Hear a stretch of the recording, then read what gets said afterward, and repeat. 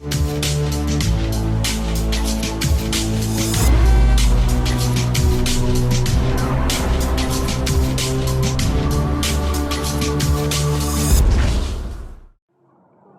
seja Deus pela vida de cada um que está aqui, também de você que nos acompanha agora pelo canal do YouTube. Com a graça de Deus, nós vamos estar também postando todos os sermões ali, para você que não pode estar conosco aqui neste recinto, poder acompanhar as mensagens. Também Deus te abençoe. Queridos, vamos abrir a Bíblia no livro do Evangelho, e nós vemos uma história da pessoa que tem o mesmo nome que eu, Jairo. Está no livro de Marcos, capítulo 5. E a história começa lá no verso 21.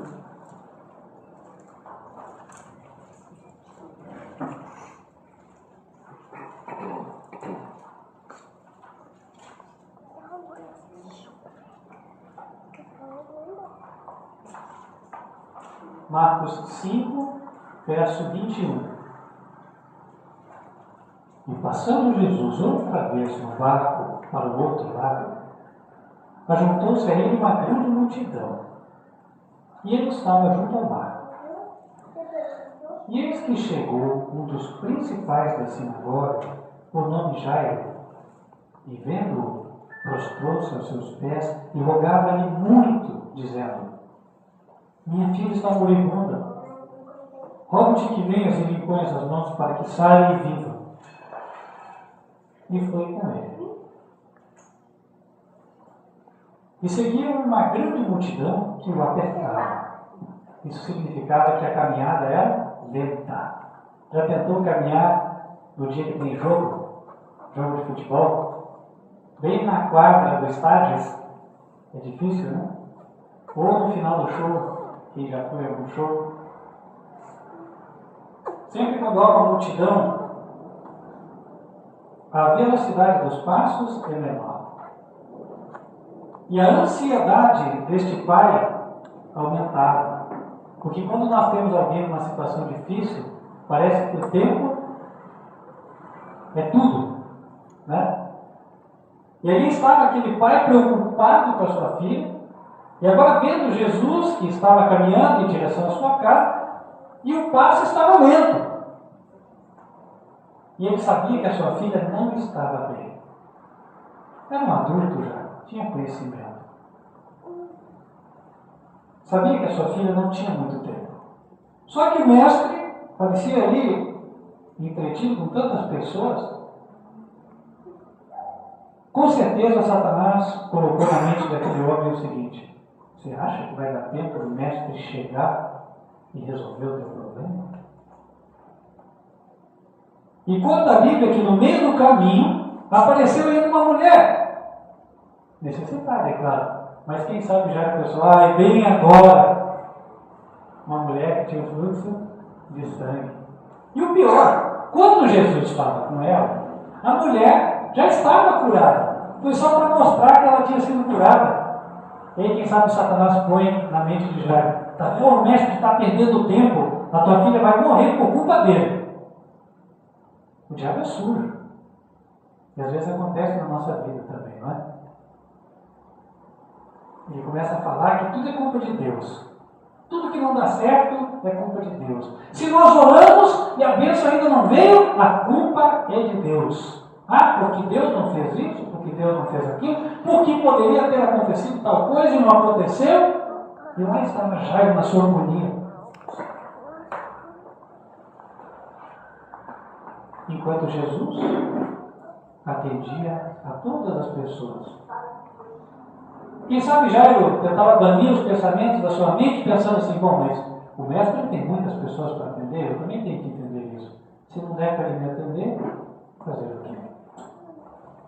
Mas todos esses são pensamentos de falta de fé.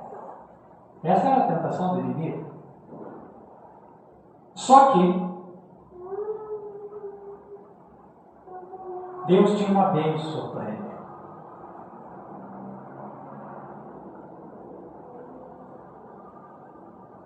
No meio do caminho, Jesus disse no verso 30, lá no final, quem tocou nas minhas vestes? E disseram-lhe os seus discípulos: vês que a multidão te aperta e dizes: quem me tocou? E ele olhava ao redor para ver a quem isso fizeram. Então a mulher, que sabia o que tinha acontecido, tremendo, aproximou-se, prostrou-se diante dele e disse-lhe toda a verdade. E ele lhe disse: filha, a tua fé te salvou. Vai em paz e ser curada deste teu mal. Estando ele ainda falando, chegaram alguns do principal da sinagoga a que disseram: a tua filha está morta. Para que enfadas mais o mestre? Agora parecia a hora fatal. O filho. Quem sabe o inimigo colocou: está vendo? Justo como eu pensava. Ele fica ocupado com todo mundo e não tem tempo para você. Mas o verso 36 diz que Jesus, tendo ouvido estas palavras, disse ao principal da sinagoga: não temas, crê somente. Jesus pôs a vacina contra a falta de fé. Sabe, Jesus sabe que nós somos fracos. Tem hora no meio da caminhada que nós trememos na base. E parece que nós não vamos conseguir. Só que Jesus sabe. E Ele dá o bálsamo. Se nós continuarmos com Ele, tudo vai dar certo. E aí Jesus falou com o Senhor Jairo: creia, creia. E o verso 37 nos mostra uma realidade que ocorre no dia de hoje. Porque diz assim: que Jesus não permitiu que alguém o seguisse, a não ser Pedro, Tiago e João, irmãos de Tiago. Chegando à casa do principal da sinagoga, viu o alvoroço e os que choravam muito e pranteavam. E entrando, disse-lhes: por que vos alvoroçais e chorais? A menina não está morta, mas dorme. E riram-se dele. Porém ele, tendo feito sair, tirou todos. Todos saíram do quarto. Todos que não tinham fé tinham que sair. Tomou consigo o pai e a mãe da menina e os que com ele estavam, isso quer dizer Pedro, Tiago e João, e entrou onde a menina estava deitada. Possivelmente fecham a porta. Porque a cena que estava para ocorrer ali, ela podia ser contemplada apenas por aqueles que acreditavam. Deus pode fazer muita coisa. Nada é impossível para Deus. Mas Deus faz para aquele que acredita. Para aquele que crê.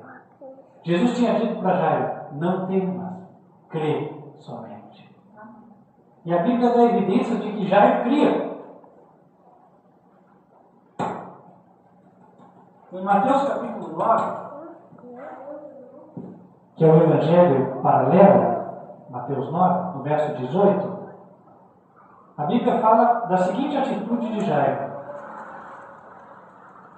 Dizendo ele essas coisas, eis que chegou um chefe e o adorou, dizendo: minha filha faleceu agora mesmo, mas vem, impõe a tua mão e ela viverá. Eu questiono um pouco se o texto original diria: a minha filha faleceu. Mas verdade é que ele disse: impõe-lhe a tua mão e ela viverá. Mestre Jesus, tu podes. Para o homem acabou. Já era. Mas o Senhor ainda pode. E então, Jesus entra com aquele homem de fé naquele quarto. Ele, a sua esposa e 3 discípulos. Mas ele tinha 12. Por que não os outros 9? Ai, irmãos, aqui tem outro ensino para nós. aquele que testemunha um milagre é aquele que tem fé. Aquele que não tem fé não vai testemunhar um milagre. E agora Jesus entra só com Pedro, Tiago e João. Aqueles que estavam chorando, sem esperança, dizendo, já era, já acabou. Aqueles que, quando Jesus disse, está morta, ficaram rindo, esses tinham que ficar de fora. Somente aqueles que tinham fé. Porque para todos os outros, irmãos, já tinha acabado a história. Para todos os outros, Jesus não poderia fazer mais nada. Então, só para aqueles que criam era um milagre. E aí Jesus entra naquele quarto, toma aquele corpo sem vida. Todos os médicos diriam, fizemos o que pudemos, mas não deu. Quem sabe se fosse o dia de hoje, já iam chamar a funerária. Quem sabe a família já estava acertando os preços, vendo qual seria o cemitério do enterro, ligando para os amigos e para os parentes e falando, olha, faleceu a filha de Jairo. O enterro deve ser amanhã, às 9h da manhã. Um exemplo. E aí aquela comoção na família. E naquela época existia uma coisa que nos parece estranha, né? Pessoas eram pagas só para ficar chorando no enterro. É estranho, né, para nós, né? Mas acontecia. Sabe, o dinheiro leva as pessoas a gastarem algumas coisas que não fazem muito sentido. Fica sobra do dinheiro. Mas então, lá em Marcos 5, verso 41, naquele momento crítico, na hora em que parecia que tudo acabou, Jesus toma a mão da menina. Irmãos, Jesus recebeu toda a autoridade no céu e na terra. Ele nunca pecou, por isso ele tem autoridade de usar o poder de Deus. E agora, com aquela autoridade, ele diz, Talita cumi, que traduzido é, menina, a ti te digo, levanta-te. Palavra de ordem, porque ele tem autoridade. Autoridade sobre a morte. Poder, ou autoridade de ressuscitar. E logo a menina se levantou e andava, pois já tinha 12 anos, e assombraram-se com grande espanto.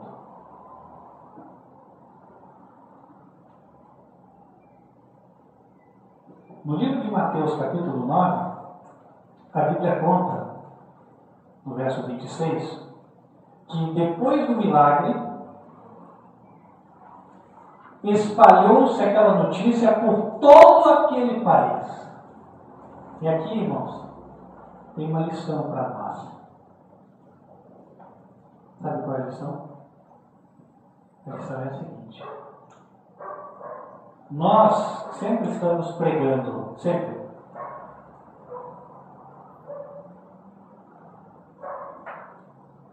Mesmo quando não abrimos a nossa boca. O que prega é a nossa fé. Jairo tinha fé. Todos desanimados. Todos os demais diziam que não dá. Diziam, acabou. Diziam, já era. Tome as tuas providências. Você tem que agora resolver, é com você, não é mais com Deus. O que Deus podia fazer, Ele já fez. E ele entendeu que o melhor era ela morrer. Mas, contra a esperança, aquele homem esperou. E como ele esperou, Jesus ressuscitou. E quando Jesus ressuscitou, irmãos, aqui que vem o ponto, aquela notícia espalhou-se por todo o país. Sabe por quê? Porque o milagre era grande. Quanto maior é o milagre, irmãos, maior é a comoção do povo. Não é verdade? Porque quando uma igreja anuncia, tem milagre, aqui o paralítico levanta, o que o povo faz? Vai todo mundo para lá. Só que Sabe, irmãos, antes de um grande milagre acontecer, o ser humano tem que passar por uma grande angústia.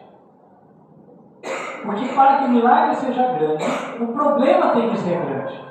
Não é verdade? Se o problema for pequeno, o milagre nunca vai ser grande. Se alguém estiver devendo R$10, ele ganhar uma nota de 10, isso não é um grande milagre. Não é verdade?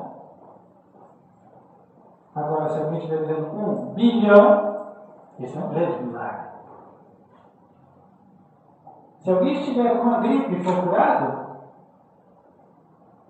é uma cura. Mas se alguém estiver com AIDS nos seus últimos dias de vida e for curado, isso é um grande milagre. Não é assim? Sabe, irmãos, para Deus ser glorificado, é necessário que nós sejamos levados a situações críticas, extremas. E quando nós somos levados a situações extremas, irmãos, ocorre que nós somos zombados, ocorre que nós somos desacreditados, ocorre que a nossa fé fraqueja muitas vezes, nós bambeamos entre crer e não crer, mas Deus tem um propósito em tudo isso. Por quê? Deus quer fazer uma grande obra. Ele quer que a notícia do Evangelho se espalhe por todo o mundo. Agora, para que a notícia do Evangelho se espalhe, precisa ficar evidente para o mundo de que a mão de Deus está ali. O poder de Deus opera naquele lugar. E para isso acontecer, Deus precisa resolver um grande problema.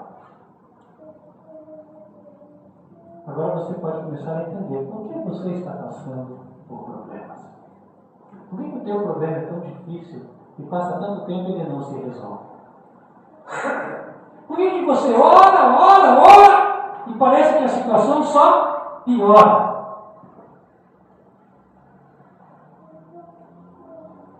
Irmãos, tudo tem uma razão de ser.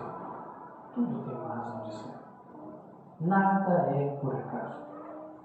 Se quando você ora, a situação piora, é porque no tempo da melhora, a vitória será grande. No tempo da melhora, um grande propósito será cumprido. Uma grande obra Deus fará. Muitas pessoas acreditarão. Porque, sabe, o ser humano é assim. O ser humano ele só acredita no que ele vê. Não é verdade? Então como é que o povo passa a ter fé? Quando ele vê uma experiência de fé de alguém. Não é assim? Na hora que ele vê que o Lores creu e o milagre veio, um grande milagre, ele falou, lá tem bênção. Aí ele vem louvar. Mas quando o Lores está na prova, eu falei que na igreja lá, ó. Não é assim? Aquele lá deve estar em desobediência. Outra coisa que diz, né?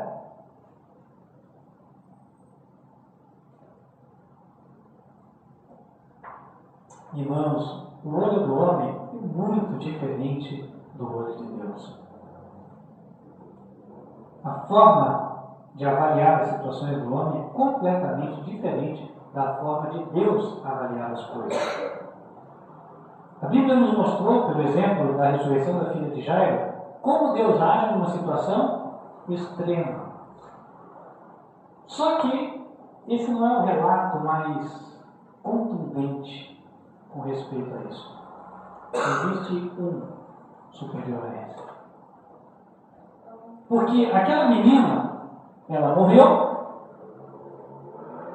e algum tempo depois, pouco tempo depois, no mesmo dia, Jesus chegou e levantou. Então restaria para o incrédulo dizer assim, não, mas há casos clínicos de morte, depois a pessoa volta, e a ciência explica, e papapá, né? E que isso, que aquilo, e sempre tem uma argumentação para justificar a incredulidade. Deus sabe disso. Mas Deus nos ama tanto, irmãos, que Ele não condena. Sabe por quê? Muitas vezes a incredulidade vem por causa do mau exemplo de cristão que as pessoas veem aí pelo mundo. Então elas não acreditam mesmo. Eu ouvi certa vez de uma pessoa dizendo assim, Pessoa que não crê em Deus. Se Deus existe, se esqueceu da África. Ele morava na África do Sul. Ao contemplar a miséria daquele povo, ele dizia: se Deus existe, se esqueceu da África. Coisas que as pessoas não entendem. Então Deus sabe como é a natureza humana. Por isso, Deus resolveu dar um outro testemunho, ainda mais forte e ainda mais evidente, da sua capacidade de resolver problemas. Está em João capítulo 11. Certa vez, um amigo de Jesus, uma pessoa cuja casa era visitada por Jesus, que morava em Betânia, Lázaro.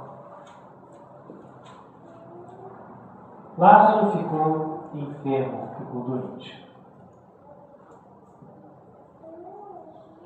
E no verso 3 do capítulo, a Bíblia conta que mandaram-lhe, pois, suas irmãs dizer: Senhor, eis que está enfermo aquele que tu amas. Lázaro está doente. Elas confiavam que Jesus poderia curar. Até mesmo porque Jesus tinha curado tantas pessoas, não seria a primeira nem a última. E naquela fé, elas mandaram só aquele recado: está enfermo aquele a quem tu amas. Sabiam que Jesus amava Lázaro, elas queriam que Jesus o curasse, estavam confiantes que Jesus não as abandonaria. O que elas não sabiam, irmãos, é que elas estavam para passar, talvez, pela prova mais difícil das suas vidas. Porque depois de mandar o mensageiro, elas aguardavam. Elas sabiam quanto tempo durava a viagem de onde Jesus estava até Betânia. E com ansiedade elas esperavam que o Mestre viesse. A minha bênção há de chegar, pensavam elas. E aí, passava-se um dia, passaram-se 2 dias, e o Mestre não chegava. Tudo que Jesus falou quando ouviu o recado, no verso 4, foi: esta enfermidade não é para a morte, mas para a glória de Deus, para que o Filho de Deus seja glorificado por ela. Ora, Jesus amava Marta e a sua irmã e a Lázaro. Ouvindo, pois, que estava enfermo, ficou ainda 2 dias no lugar onde estava.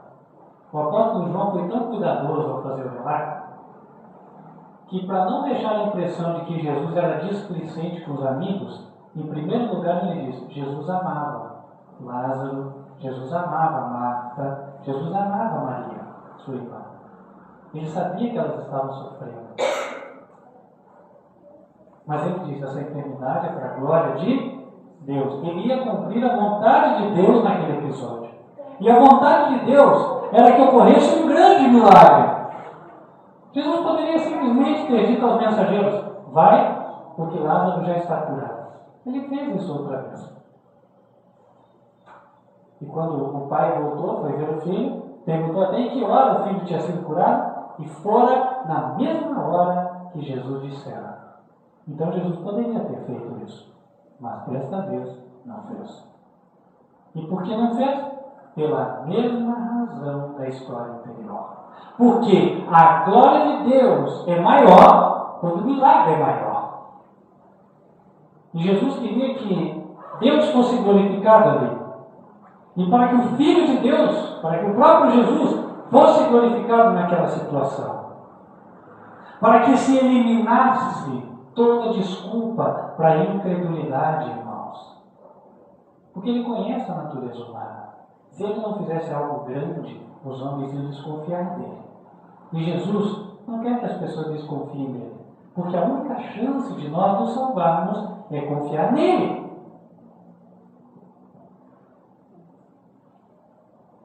E então, finalmente Jesus foi para a Judéia. No verso 11, ele falou e disse-lhes: Lázaro, o nosso amigo, dorme, mas vou despertá-lo do sono. Disseram, pois, os seus discípulos: Senhor, se dorme, estará salvo. Mas Jesus dizia isso da sua morte. Eles, porém, cuidavam que falava do repouso do sono. Então, Jesus disse-lhes claramente: Lázaro está morto, e fogo, por amor de vós, de que lá eu não estivesse, para que acrediteis. Mas vamos ter com ele. E aí Jesus caminha até o local.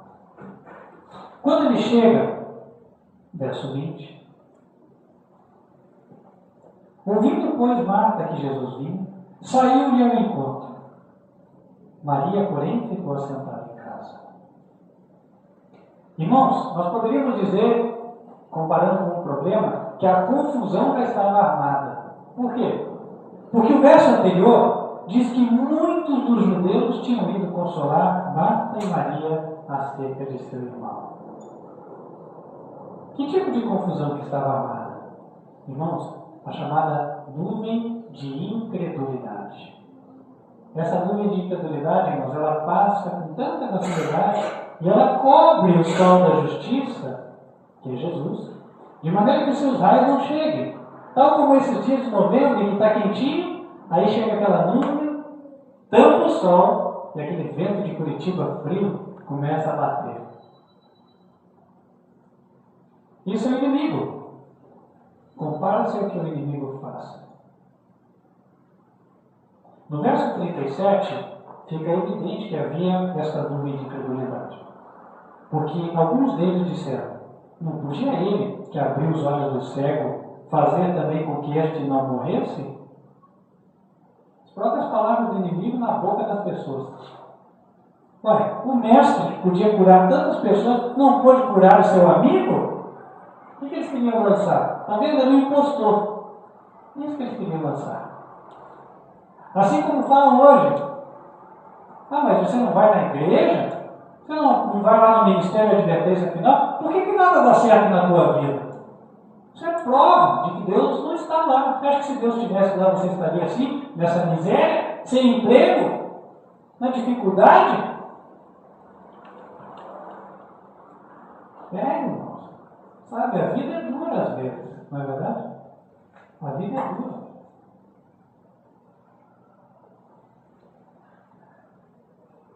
Mas só é duro, irmãos, quando a gente tira os olhos de Jesus. Porque quando nós colocamos os olhos nele, nós vemos que está tudo sob controle. Quando Jesus encontrou Marta, no verso 21, Marta disse a ele: Senhor, se tu estivesses aqui, meu irmão não teria morrido. Mas também agora sei que tudo quanto pedires a Deus, Deus te concederá. Disse-lhe Jesus: teu irmão há de ressuscitar.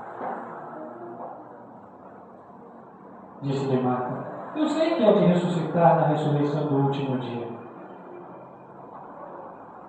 É interessante, né, irmãos? Aquelas irmãs confiaram que Jesus faria alguma coisa. E a sua fé perseverou. E quem sabe as pessoas de fora que não criam, elas só não queriam falar com elas. Como acontece com a gente às vezes, né? Nós acreditamos, mas quem está do nosso lado não acredita. E só não falam porque vem com pena de nós. E aí, elas veem Lázaro desfalecendo, e fecha os olhos. E aí, o que estava no coração dos incrédulos começa a sair pela boca. Eu sabia que ele não ia viver mesmo. Estava muito mal, viu? Não é assim? Isso é para a gente aprender, falando para ela, isso é para a gente aprender a não ficar com esse fanatismo.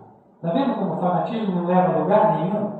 Vocês ficaram aqui nessa crença de que ele ia ressuscitar, de que ele ia ser curado, e não aconteceu nada. Está vendo? Quando eu falo que crente é fanático, eu ainda tenho razão. Aí os incrédulos falam, não é verdade? Irmãos, essa é a pior hora. Mas vocês podem ver que a pior hora é a véspera da vitória. Porque enquanto eles estão lá falando, outros estão chorando. Irmãos, e o barulho de muita gente chorando incomoda. Ainda mais quando quem morreu é um ente querido nosso. Ah, irmãos, tudo isso para derrotar a nossa fé. E aquelas irmãs tiveram uma prova terrível. Mas então, quando ela chega em Jesus, ela fala: Senhor, mas eu sei que tudo quanto tu pedires ao Pai, Ele te concederá. Ela não tinha deixado de crer em Jesus. E aí Jesus fala: teu irmão vai ressuscitar. Jesus anunciou uma bênção para ela. Só que ela não entendeu o tamanho da bênção. Tanto que ela disse assim, no verso 24: eu sei que há de ressuscitar na ressurreição do último dia. Eu sei, Senhor, que um dia Ele vai levantar. Lá no futuro. Disse-lhe Jesus: eu sou a ressurreição e a vida. Quem crê em mim, ainda que esteja morto, viverá. E todo aquele que vive e crê em mim, nunca morrerá. Crês tu nisso? Disse-lhe ela: sim, Senhor. Eu creio que tu és o Cristo, o Filho de Deus, que havia de vir ao mundo. A fé dela estava bem balançada, irmãos. Porque quando Jesus fala: teu irmão há de ressuscitar, ela não chega a pensar que ele vai ressuscitar naquela hora. Isso seria demais para a mente dela. O que Deus tem preparado para você é mais do que você tem pensado. Entende? Paulo fala que Deus é capaz de nos dar muito mais além do que nós pedimos e pensamos. Às vezes tudo que nós queremos na vida é um emprego, só para pagar a água e a luz. Só que Deus, o plano de Deus está muito além disso, meus queridos. Muito além. E eu não estou falando de Deus te tornar milionário, não. Estou falando do plano real de Deus na tua vida. O plano real é que você seja uma testemunha de Jesus. O plano real é que você esteja preparado para as mansões celestiais. E ao mesmo tempo que você nunca seja abandonado aqui na terra. Porque às vezes, quando se fala só da recompensa no céu, a pessoa fica triste, fala: poxa, mas então na terra vou morrer aqui, porque na situação que eu estou eu não aguento mais. Não é assim, meus queridos. Deus conhece e Deus conta as tuas lágrimas. Pesa todas elas. E aí, Ele resolve o problema. E uma prova disso foi dada aqui, no que Cristo fez. Resolução imediata do problema. Imediata? Como? Eu estava esperando fazer vários dias. Preciso falar uma coisa. É imediata, sim. Imediata para Deus. Porque Deus só chega na hora certa. Deus nunca chega atrasado. Jesus resolve o teu problema na hora certa. Quando o propósito dele tiver sido cumprido, então chegou a hora. E vamos entender isso na história de Lázaro, irmãos. Lázaro estava doente. Quando uma pessoa está doente, um ou outro pode visitar. Mas são poucos os que visitam. Não é verdade? Então, quantos poderiam testemunhar o milagre? Poucos. Agora, quando a pessoa morre, muitos vêm. A pessoa pega um avião, vem lá do nortão do Brasil e chega aqui para visitar o parente. E já faleceu. Visitar e consolar os queridos. Não é verdade? Então, vem pessoas de diferentes partes. E elas ficam ali reunidas. Todas elas já sem esperança. Então, o propósito de Deus já foi cumprido. As pessoas foram reunidas para ver a sua glória. Segundo propósito, elas não tinham fé, pois Deus vai mostrar o que Ele pode fazer. Terceiro propósito, nós ainda não vimos, mas vamos ver agora.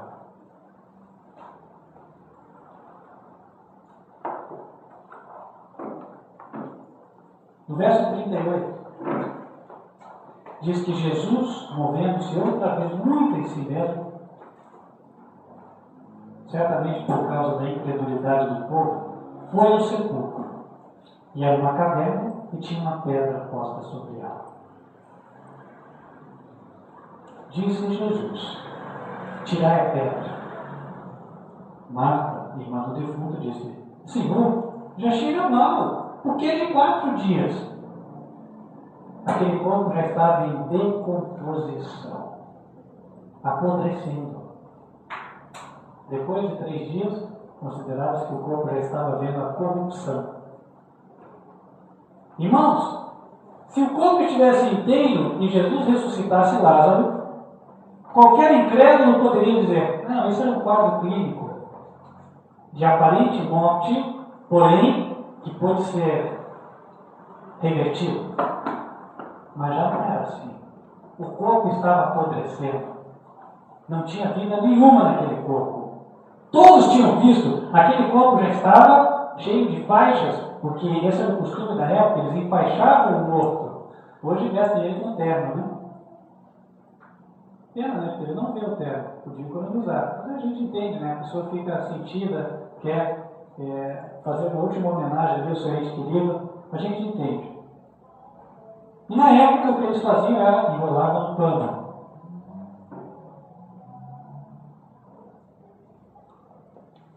Então Jesus responde para Marta o seguinte, verso 40. Não te hei dito que se creres, verás a glória de Deus? Se tu crês.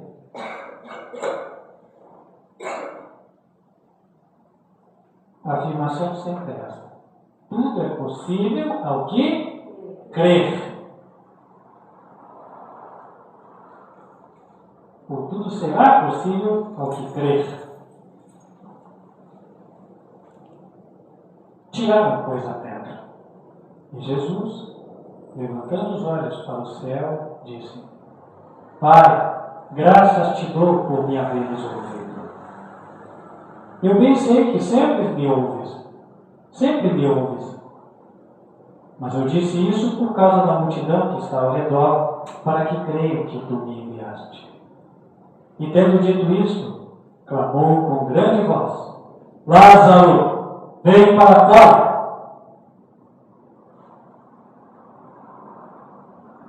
E o defunto saiu, tendo as mãos e os pés ligados com faixas, e o seu rosto envolto num lenço. Disse-lhe Jesus: desligai-o e deixai-o ir.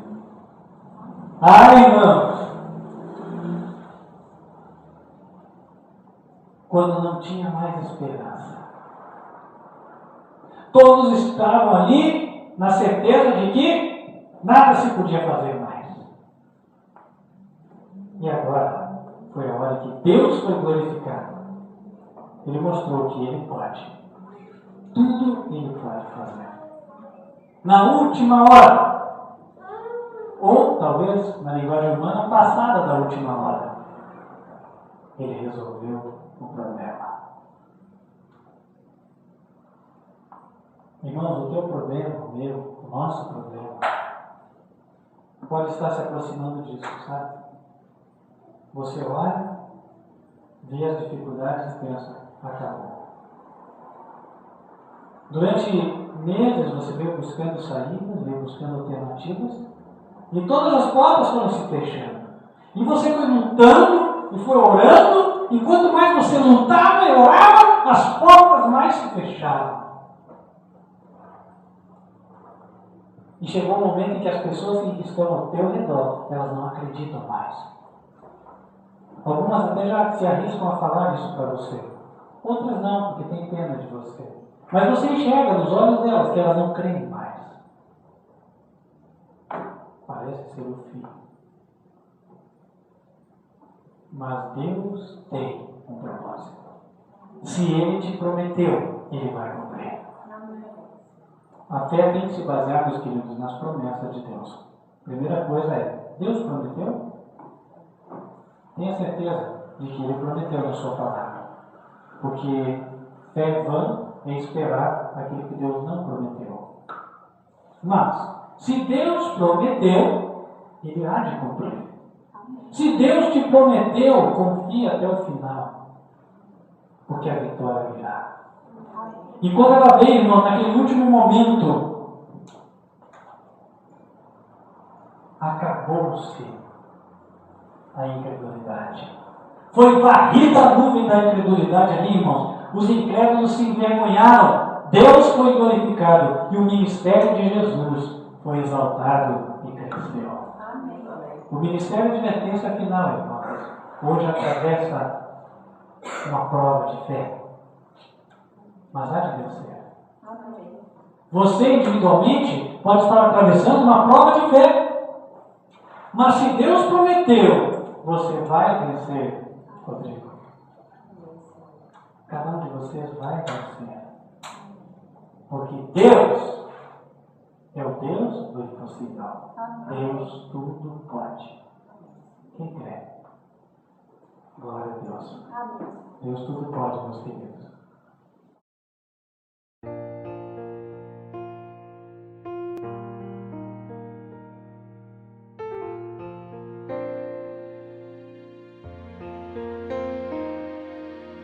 Bem-aventurado aquele que lê,